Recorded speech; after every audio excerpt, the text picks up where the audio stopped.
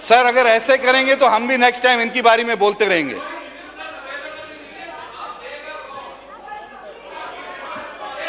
यार तुम लोग मत बोलो ना बीच में, मैं स्पीकर से बात कर रहा हूं, तुम लोग बीच में बड़बड़ कर रहे हो। तुम्हारी बारी में हम लोग खामोश बैठे हुए हैं। इनके बाप के नौकर तो नहीं लगे हुए यार।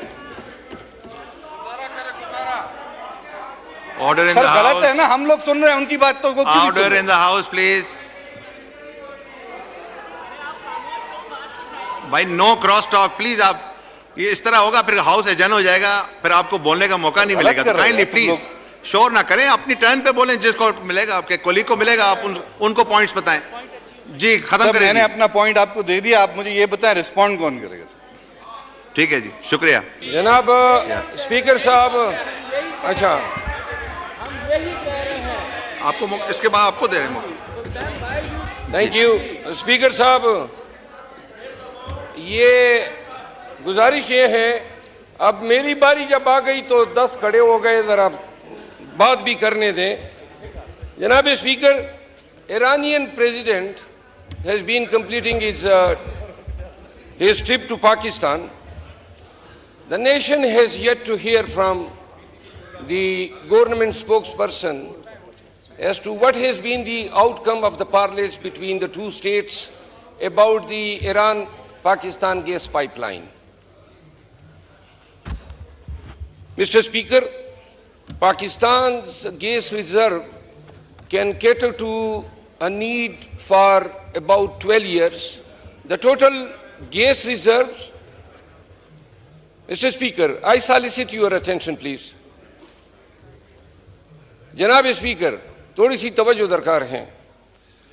Our gas reserves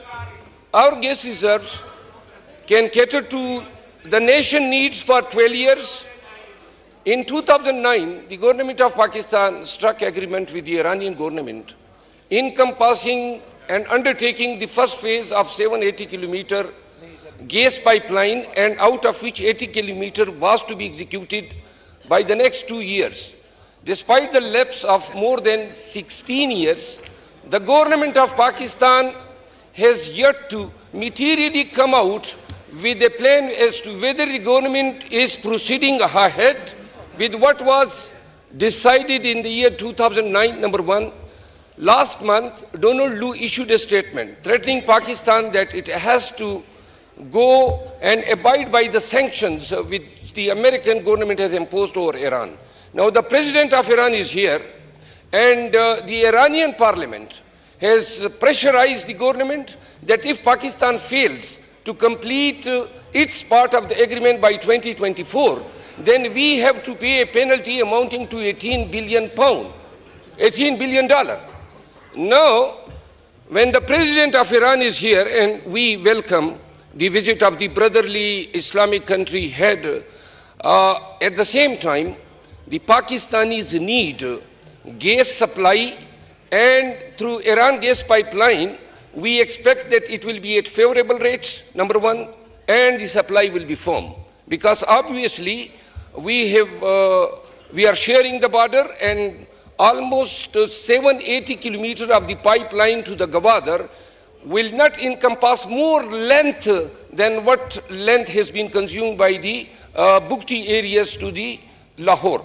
So I conclude, the Pakistani people will expect a statement by the foreign minister as to whether this aspect of the matter was discussed, number one. Number two, how the Pakistan is going to, with the United States, whether we are seeking any waiver from the sanctions, because obviously if we have to go for this project, the waiver from the sanctions is essential.